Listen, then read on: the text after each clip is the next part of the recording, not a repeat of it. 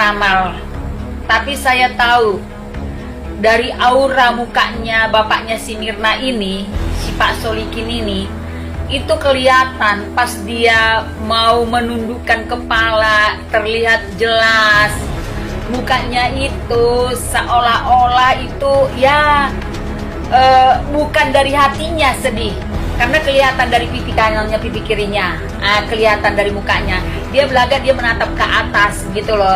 Sebenarnya ya kan itu dia dalam kepalsuan, seolah-olah dia sedih, padahal tidak, itu dibuat-buat. Kalau orang yang sedih yang asli itu keluar dari hati, itu pasti terpancar. Dari muka ini aja bisa kelihatan dia sangat sedih, tapi ini enggak palsu. Boleh lihat tadi kira-kira ukuran 15 gram sianida, boleh lihat tadi itunya botolnya. Kira-kira ini jadi bawa-bawa, ini cuma ilustrasi. Ya. Saya ada botolnya tuh yang dipakai. Botol yang dipakai untuk ngeracun, kelihatan mirip yang menampung racun itu. Bapak ada botolnya? Ya, enggak, saya menduga botolnya. Oh, seperti karena dari itu? Australia. Iya. Oh. Kecil, jadi sampel daripada parfum. Oke. Kecil segini, bening. Dari Bapak, dari mana Pak Edi tahu bahwa seperti inilah botol yang dipakai? Biasa insting saja. Saudara juga sependapat tadi seperti yang dikatakan oleh jaksa, bahwa di dalam lambung walaupun sedikit begitu itu ada racun sianidanya 0, sekian, ya kan? Ya. Ya kan? Setuju ada di dalamnya itu zat-zat lain kan? Iya, tapi masalahnya sebagai dokter Tidak ada forensik. tapi, ada zat lain. Begini Pak, seorang dokter forensik bilang dia keracunan sianida kalau ada di hati dan organ dalam Pak, bukan di lambung Pak. Kita sudah mengatakan tadi, bisakah dideteksi? Ya, orang sudah lama meninggal, di darah ada sianida, atau di otak, atau di jantung, atau di urin dan hati, bisa dideteksi lewat sesuatu alat. Bisa Pak. Alat apa itu? Itu tanya ke ahli kimia Pak, bukan saya Pak. Saya bukan Tapi ahli. bisa ya? Iya. Nanti ada ahli kimia Tapi forensik. kalau orang sudah lebih dahulu meninggal, ya itu tidak akan bisa dideteksi. Makanya ada hasilnya negatif kan? Pak, jangan dipaksa Pak. Kalau negatif ya negatif Pak. Tidak dipaksa. Jawaban saudara tinggal saya tidak bisa menjawab. Justru Pak ya begini Pak, justru penghormatan saya yang sangat luar biasa pada rekan-rekan puslapor. Mereka jujur, negatif dibilang negatif Pak. Ya kita mesti hargai itu. Tapi kalau sebagai dokter forensik kalau bilang itu negatif di hati, negatif ya negatif Pak. Justru karena saya mempercayai mereka, maka saya bilang kalau itu negatif berarti bukan cyanida. Yang lain apa? Saya tidak tahu. Sisa kopi tadi sempat dicicipi oleh Devi. Tadi sudah ditanya, hanya saya mau memperjelas.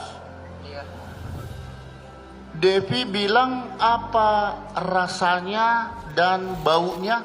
Oh, kalau itu saya kurang tahu. Loh, Dia cicipin terus langsung dilepehin. iya, setidaknya ditanya dong. Cuma bilang, wah parah nih, wrapping, langsung disuruh wrapping. Disuruh wrapping terus disuruh simpan. Langsung dicuci. Apa parah? Bagaimana? Di wrapping, ditutupin pakai plastik. Ya ulang dulu. Ini sangat menarik. Pada saat dia disedot, dicicip sedikit. Enggak disedot. Dia cuma ditetesin di tangan. Ya tapi ditaruh ke lidahnya. Ditaruh di lidahnya, nggak tahu pakai tangan apa begini. Saya Ada kurang Devi? tahu kalau itu. Jadi saksi. Jadi yang mulia. Ibu nggak tahan kalau ngomong Jessica, maaf deh. Ibu pasti bisa nangis, ibu malu kalau nangis gini terus di TV. Ibu makanya nggak mau bahas-bahas iya. merasa Posisi kalau di orang tua kamu bayangin masa depan dia masih panjang, tapi dijolimi begini.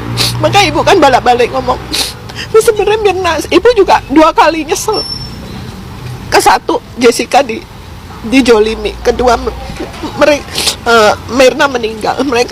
Mirna itu sebenarnya nggak meninggal kalau dibawa pakai ambulan. Ibu menyesalkan itu loh. Kenapa? Kasih kesempatan dokter YI merawat dia, kan bisa dikasih oksigen. Itu mau dikasih oksigen terus langsung dijemput sama suaminya.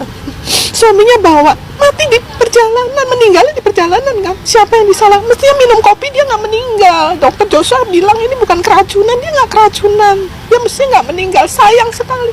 Saya dari situ sedih lagi 2 kali. Saya tahu masalahnya sekarang, baru tahu.